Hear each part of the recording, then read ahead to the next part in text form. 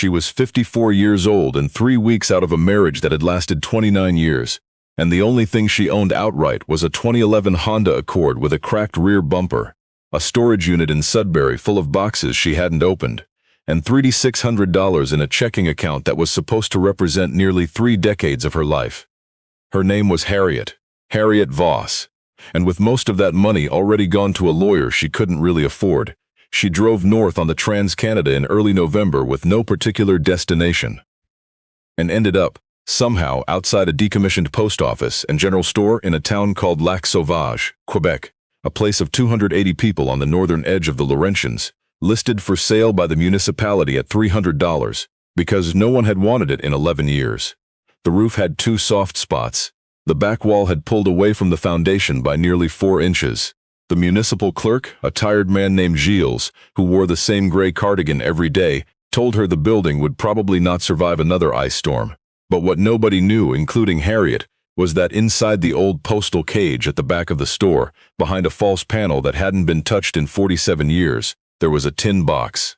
And inside that tin box was something that would rewrite everything she thought she understood about her own life.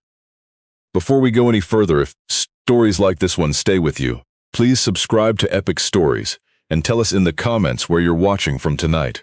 We love knowing how far these stories reach. Harriet Elise Voss was born in Thunder Bay, Ontario, on a Tuesday in March 1970, the second of 3 daughters of a man who drove long-haul freight and a woman who ran the altar guild at St. Andrew's Presbyterian and kept the books for 2 local businesses out of a spiral notebook on the kitchen table.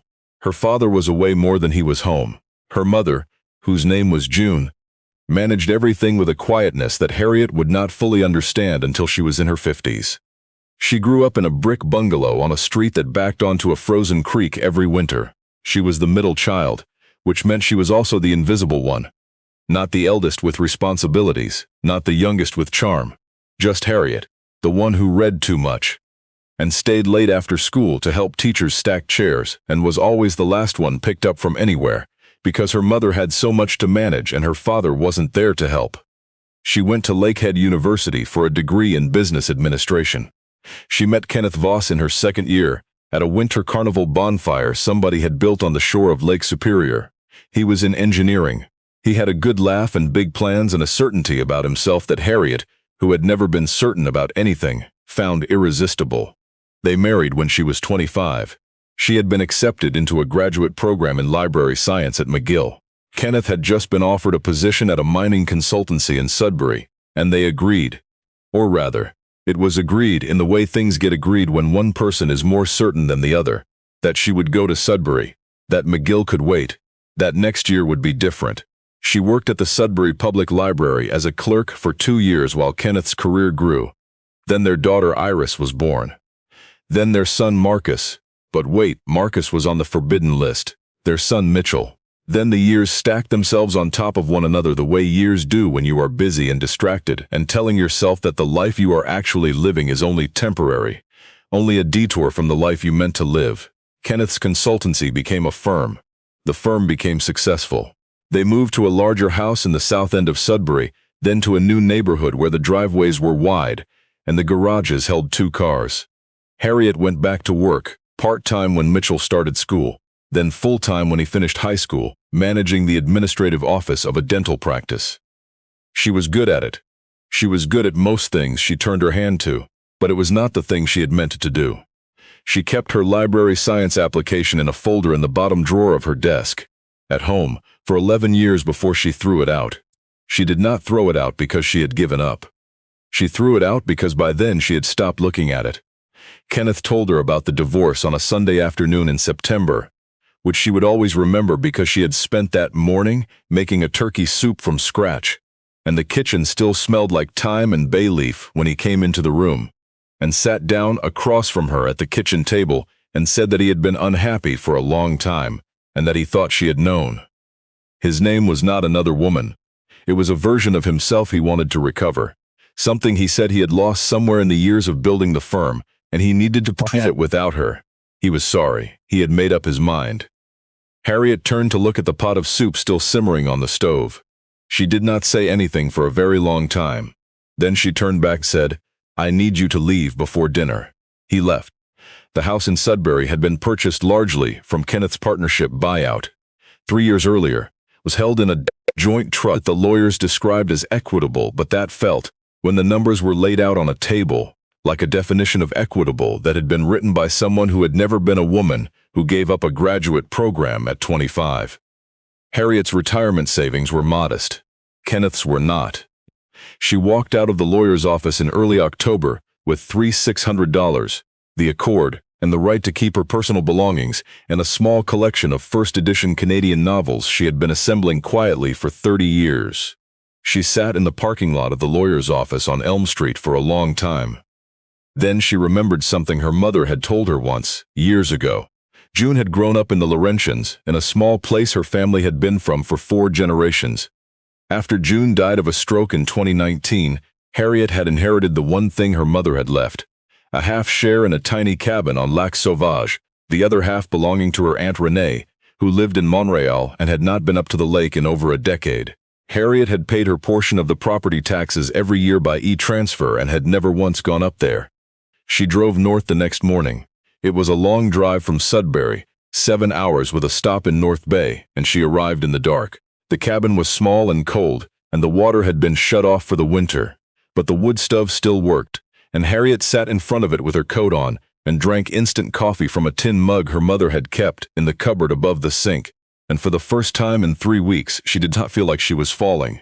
She stayed through October and into November. She ate simply. She slept long. She walked the lakeshore every morning, even when the wind was brutal, even when the ice was beginning to form at the edges of the water. She did not call Kenneth. She did not call her children, not every day. She needed a month of silence, and Lac Sauvage gave her one. But silence, she understood by mid-November, was not a plan. She had perhaps 7 months before the money was gone, even living cheaply. The town's small hotel was not hiring. The school in the next township wanted a certified teacher. The Casse Populaire in town was fully staffed. Harriet was 54 years old, and she had spent the last decade managing someone else's front desk, and she was starting to understand what it meant to be invisible in a way that had nothing to do with being the middle child. On a cold morning in the 3rd week of November, she walked into the center of Lac Sauvage along the main road. There was a hardware store, a Casse Populaire, a church, a dépanneur with a hand-lettered sign in the window that had been there so long the letters had faded to ghosts. And at the end of the main street, set back from the road by a small parking area, grown over with frost-kiffled grass, was a building she had passed twice before without really seeing. It was a 2-story wooden structure, the old general store and post office, built sometime before the First War from the look of the squared timbers. The sign above the door had been taken down, but the outline of the letters remained in the unpainted wood. There were boards over 2 of the windows. The front steps had been replaced at some point in the last decade, which meant somebody had cared about it at least once. A laminated sheet of paper in the window said, in both official languages, municipal property, for sale, $300, as is. Harriet stood in the road looking at it for a while. The morning was perfectly still. The maples on the ridge behind the building were bare and silver. She felt something she could not immediately name. Not hope exactly. Something quieter than hope. Something more like the first word of a sentence she had been waiting a long time to begin. She went to the municipal office that afternoon. The clerk, Gilles, pulled out a folder that looked as though it had not been opened in some time. The building had been the Sauvage Store and Dominion Post Office from 1909 until 1977. He told her, when the family that had run it, the Thibault, 4 generations, finally had no one left who wanted to take it on. The municipality had accepted the deed in lieu of back taxes. It had been listed 4 times. Nobody had offered more than $100, and the last offer had been in 2009. The post office cage in the back is still intact, Gilles said, almost as an afterthought, original. Some people from a heritage group came to look at it once. They said it was one of the last ones in the region. But they didn't have funding. What's in it? Harriet asked. Gilles shrugged. We never went through it properly. The last of the Thibauts, the old woman who ran the store until 77, she locked the back room when she left, and nobody had the heart to force it open. She passed a year later. There's no family to claim anything. Do you take debit? Harriet asked. Gilles looked at her over his glasses. We can do a check. She wrote a check for $305, including the transfer fee. Gilles stamped it, signed it, and slid a ring with 2 old keys across the counter. One for the front door, one, he thought, for the back room. He wasn't entirely certain. Harriet drove to the building that evening. The first key worked on the 3rd try. The door opened with a sound like a slow exhale, and cold air moved out past her. Air that smelled of old wood and wax and something papery and dry and faintly sweet, the smell of a place that had been sealed and breathing only to itself for a very long time. She stepped inside. The store shelves were still in place along both walls, empty now, but the brackets and boards intact, the kind of solid carpentry nobody bothers to do anymore. The counter was still there, a long pine counter with a brass footrail, worn smooth by 50 years of customers. Behind the counter was the postal cage, a wooden and wire partition with a wicket, exactly as it would have appeared in 1920. The light from her phone's torch made it look, for a moment, like something out of a photograph she had seen once in a museum. She stood very still. Then she walked to the back room door and tried the 2nd key. It resisted. She tried it again, working it slowly the way you work a key that hasn't turned in years. And finally the lock gave and the door opened. The back room was small, maybe 10 feet by 12. There was a wooden desk, a swivel chair with a cracked leather seat, a shelf of old ledgers, and in the corner near the window, the postal cage's interior access. A row of mail cubbies and a large sorting table, and behind the sorting table, flush with the wall, what looked like a simple wooden panel, painted the same dark green as everything else. Harriet pressed on the panel. It moved.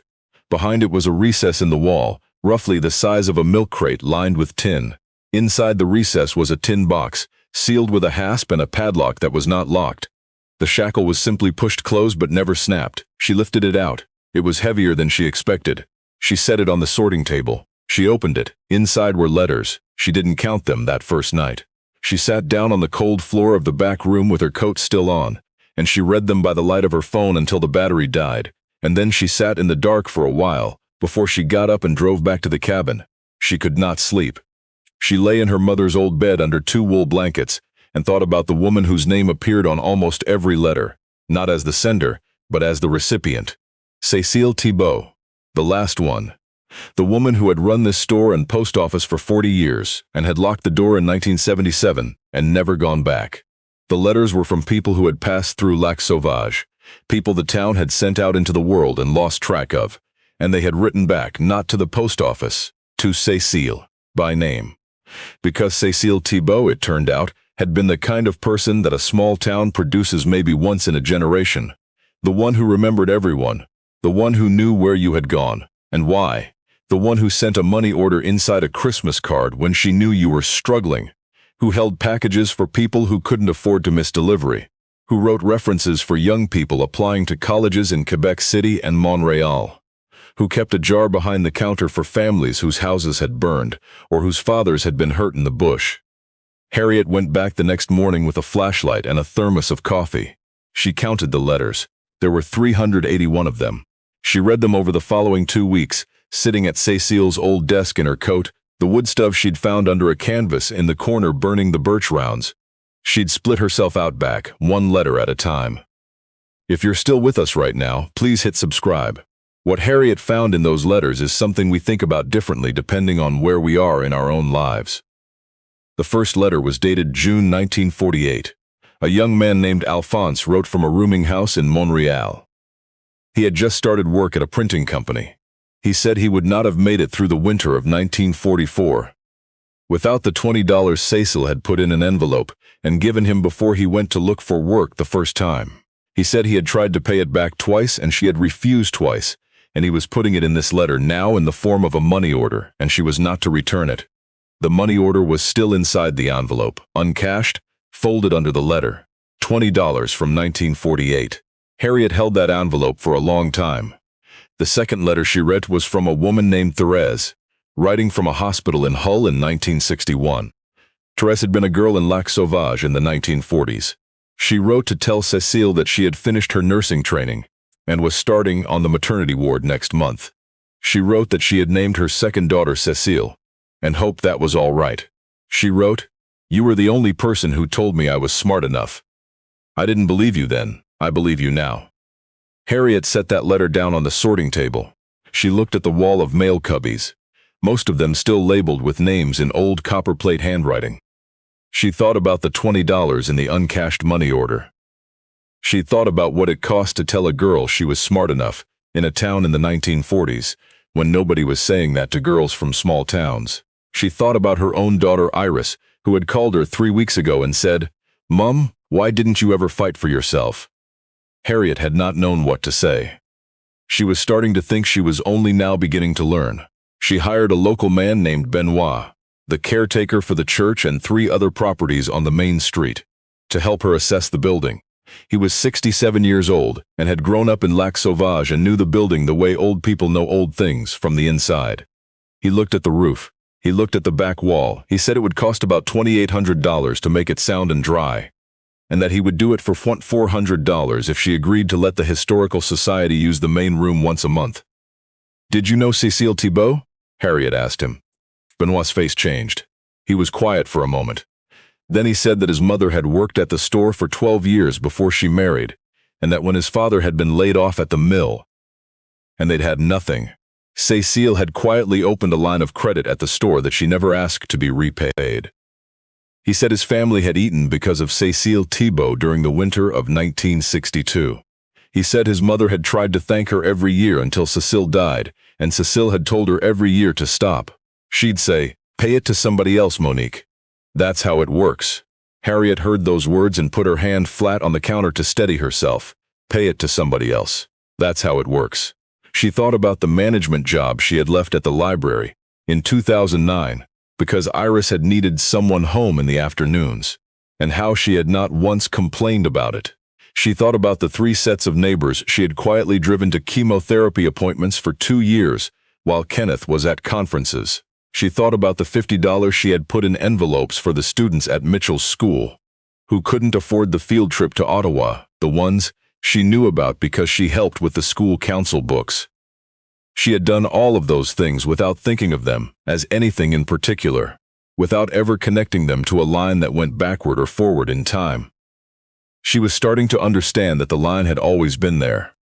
She just hadn't known whose hands were on the other end of it. Benoit and his nephew spent 11 days on the roof and the back wall. When they were finished, the building was cold, but it was dry, and for a place that had been holding its breath for 47 years, that was enough to begin. Harriet began cleaning. She swept 40 years of dust and mouse evidence and dead insects from the floorboards. She wiped down every shelf. She oiled the hinges on every door. She polished the brass postal wicket with a cloth and a tin of Brasso she found in the hardware store. And when it came up gold under the cloth, she stood back and looked at it for a moment, and felt something that was not quite pride and not quite grief, but somewhere between the two. She found the 3rd layer on a Tuesday in early December. She had been going through the old ledgers on the shelf in the back room, which she had assumed were business records. Most of them were. 12 years of inventory and accounts in a careful slanted hand. But the last ledger on the shelf, the one with the dark green cover the same shade as the walls, was not a business record. On the first page, in the same careful hand. For those who needed more than stamps. Below it in columns, the date, a first name, a brief description and amount. Janvier 1939, Lucien B. Cole for the winter. 450s, Mars 1941, Famille Cloutier. Food after the fire. 12 November 1944, Alphonse R. Bus to Monchal job search. 6. Page after page after page. The ledger ran from 1939 to 1976. Harriet sat at the desk and added every column over 3 evenings by lamplight, because she had replaced the overhead bulb, but the lamp was warmer and it seemed right. The total Cécile Thibault had given away. Quietly, in cash, in grocery credit, in bus tickets and coal deliveries and reference letters she never mentioned, came to $22,847.14. In present dollars, adjusted, that was something close to $280,000. Cécile had lived in the 2 rooms above the store. She had never owned a car. She had never taken a vacation that anyone in town could remember. She had died in 1978, 1 year after she closed the store, leaving almost nothing. What she left was this: a building full of evidence that nobody had been counting, and 381 letters from people whose lives she had turned by 1 degree at the right moment. Harriet closed the ledger. She walked out into the main room and stood behind the old counter. She put her hands flat on the pine and felt where 50 years of elbows had worn it smooth. She said aloud to no one, "I'm sorry I didn't find you sooner. I'm going to tell people about you, I promise." That was the week Dominic Arcand showed up. He drove a black Cadillac Escalade up the main street of Lac Sauvage on a Thursday morning, which was unusual because nothing that clean came to Lac Sauvage on a Thursday. He wore a charcoal suit and carried a leather portfolio, and had the particular confidence of a man who has made a lot of money, explaining to people why selling things is in their best interest. He was perhaps 50, silver-haired, manicured in a way that was slightly too careful for northern Quebec. "Mrs. Voss?" he said at the door. "Dominic Arkand, Arkand Heritage Development. I apologize for arriving without an appointment. I understand cell service up here is unreliable. I won't take much of your time." He represented a hospitality group, he explained, that had been acquiring heritage properties across the Laurentians for boutique hotel conversion. The building she had purchased, combined with 2 adjacent lots his group had already optioned, would be the anchor property for a 12-room inn and spa concept. Curated local materials, artisanal restaurant, that sort of thing. They were prepared to offer her $210,000 cash, conditional on a 45-day close. Harriet did not say anything for a moment. She looked at the brass wicket she had polished 2 weeks ago. She looked at the pine counter. She looked at the postal cubbies still labeled in copperplate with the names of families who had lived in this valley. She thought about $3,600 in a checking account that was now closer to $900. She thought about being 54 years old with a storage unit full of boxes she hadn't opened and no particular plan. She thought about Cécile Thibault. "Mr. Arkand," she said, "do you know anything about this building?" He smiled pleasantly. "We had it assessed. Pre-1920 commercial construction, good bones, heritage designation eligible but not yet designated. You acquired it for $300. We're offering you 700 times that. It's a significant return on a short-term hold. A woman named Cécile Thibault ran this store and this post office for 40 years, Harriet said. She gave away the equivalent of $280,000 of today's money to people in this town.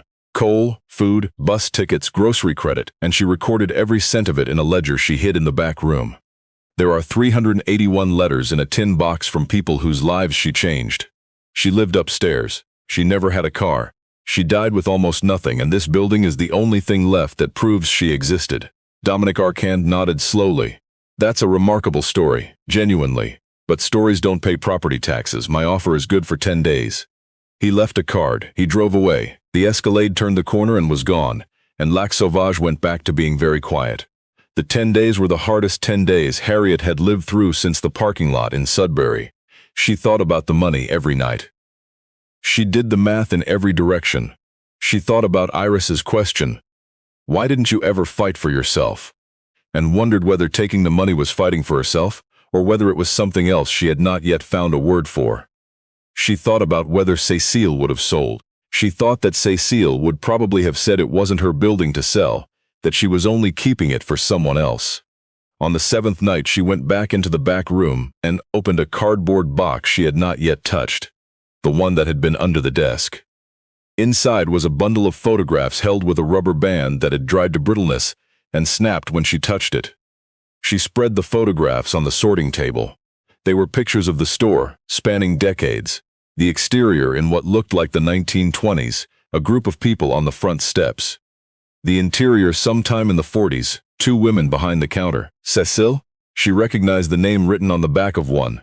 Standing at the postal wicket, perhaps in the 1960s, wearing a housedress and a cardigan, looking not at the camera but at someone out of frame. She was smiling. It was the smile of someone who has just said something that made another person feel less alone. There was one more photograph at the bottom of the stack. It was older than the others, edges soft with age. 2 people stood outside the store. A young man in a suit that was slightly too large for him, the way suits were in the Depression when you bought them to grow into. A young woman beside him in a cotton dress and a dark coat, her hair rolled at the sides. They were looking at each other, not the camera.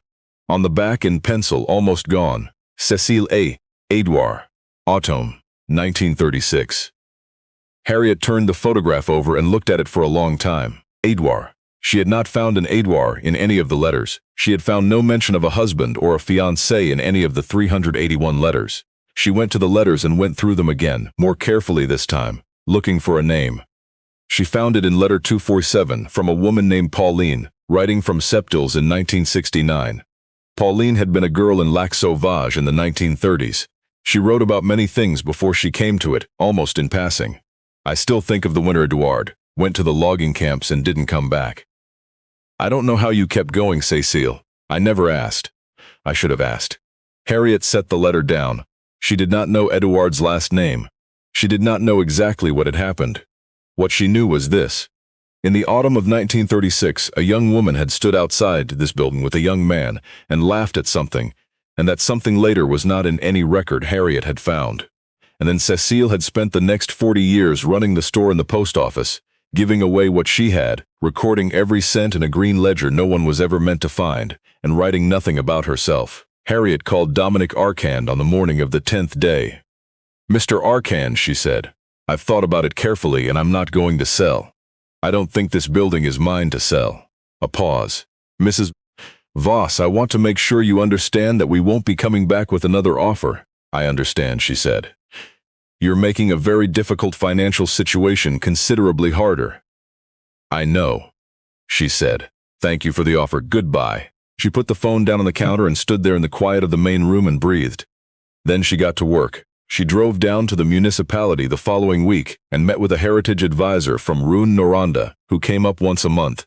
His name was Francois, and he had the patient enthusiasm of someone who had spent a career trying to save things that people kept deciding weren't worth saving.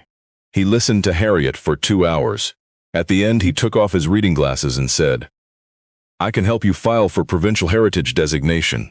The postal cage alone qualifies. The ledger and the letters are extraordinary supporting documentation. This could be one of the more significant vernacular heritage cases in the Laurentians in the last decade." "How long will it take?" Harriet asked. "Designation, maybe a year, but interim protection status we can apply for in 6 weeks. That stops any demolition or major alteration." She filed. She waited. She kept working. She had a background in business administration. She knew how to set up a nonprofit. She had $1,900 left in her account, and her next property tax payment for the cabin was in March. But she had also spent 29 years managing things that needed managing. She registered the Cécile Thibault Foundation with a $200 filing fee that left her account at $900. And she felt something that was either reckless courage or the thing that comes right before it. The first donation came from Benoit, who handed her an envelope containing $300 cash and said his mother would have wanted him to. Then she began writing letters. She had the return addresses from 314 of the 381 letters. She wrote 314 letters by hand in her best cursive to every person or surviving family member she could locate. She explained what she had found. She explained what she was trying to do. In the first month, 97 people wrote back. A retired teacher from Chicoutimi sent $500. A woman in Gatineau whose mother had been in one of the letters sent $200. A man in Vancouver whose grandfather's name was in the ledger, the coal delivery in 1939, sent $5,000 in a letter that read, "My grandfather told me about Cécile Thibault the last night I saw him. I've been waiting 40 years to find a way to do something about it. Thank you." Within 4 months, the foundation had received $47,000. Harriet used the money to restore the building properly. New windows. The original floor refinished. The postal cage stabilized and restored with a conservator from Quebec City who did the work at cost, because she said it was the most intact example of a Dominion postal counter she had ever seen outside of a museum. Harriet hung an enlargement of the 1936 photograph, Cécile and Edouard, autumn, both of them laughing, on the wall above the original counter, so that everyone who came in would see who had stood here before. She opened the building as a community archive and cultural gathering space. She organized a free tax clinic for seniors twice a year with the help of 2 volunteer accountants she found through the regional Caisse Populaire. She started a small lending library in the old shelving, all donated books, which was perhaps the thing her mother would have liked best. She partnered with the school in the next township to bring students in for local history afternoons. And she watched 12-year-olds stand in front of the postal cage and understand, for the first time, that the word history meant that particular specific people had stood in particular specific places and done particular specific things, and that those things had mattered. In the spring, she held a gathering to commemorate Cécile Thibault. She expected perhaps 20 people. 63 came. They drove from Montreal, from Ottawa, from Saguenay, from small towns she had never heard of. The youngest was 55. The oldest was 91. A woman named Georgette who had been a girl in Lac Sauvage in the 1940s and who walked in with a cane and stood in the middle of the room and said, "I knew she would still be here somehow. I always knew." They told stories. They ate tortilla and drank coffee and stood in the space where Cecile had stood for 40 years. And some of them cried and some of them laughed and most of them did both. Someone had brought an old cassette recording of Lac Sauvage's church choir from 1971, and they played it through a small speaker, and the voices of people long dead filled the room. And it was not a sad sound. It was the sound of something that had refused to disappear. Harriet stood near the door with her notebook, the one she had carried for years, full of quotations she had copied from books she'd loved. She looked out at the room, at the postal wicket glowing under its new light, at the photograph of Cécile and Edouard, at 63 people who had come a long distance to stand in a room where someone had once decided that the people around her were worth more than what she kept for herself. Her mother June had said something to her once, when Harriet was perhaps 12, a sentence she had not thought about in decades. They had been going through a box of old letters.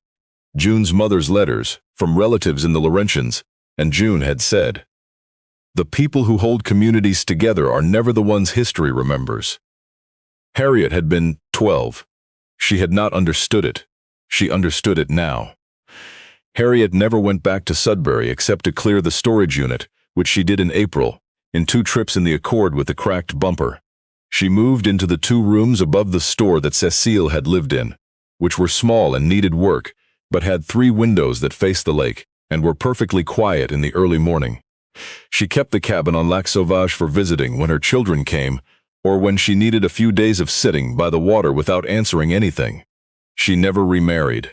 She did not feel the absence of it. She was busy in a way she had never been, and the work was hers in a way that other work had not been, and that was enough. Some mornings she stood at the postal wicket and thought about Cécile standing in this same spot, looking not at the camera, but at someone out of frame.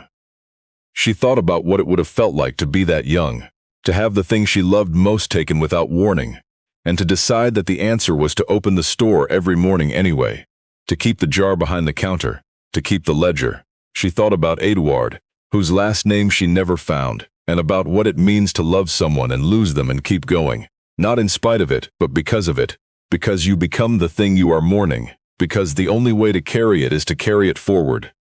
She thought about Iris's question. Why didn't you ever fight for yourself? She had been fighting for herself. She just hadn't known what she was fighting toward. One evening in late autumn, Harriet was locking up the building when she found a note that had been pushed under the door. It was written on the back of a school notebook page in the handwriting of a young person, not yet settled into itself. It said, "I came in last week with my class. I wanted to say thank you. I didn't know that people used to do things like that for each other. I want to be like that when I grow up. S." Harriet read it twice.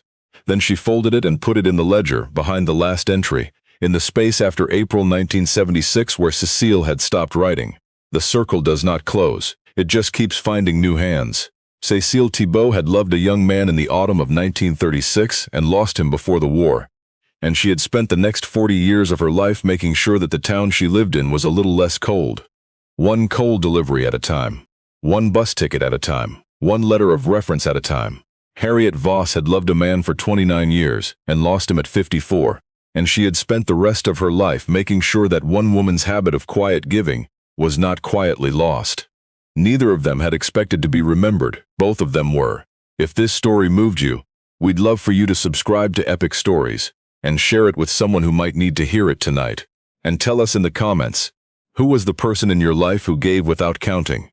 Who held things together when nobody was watching? Say their name. Put it in the comments. They deserve to be spoken out loud. We'll see you in the next one.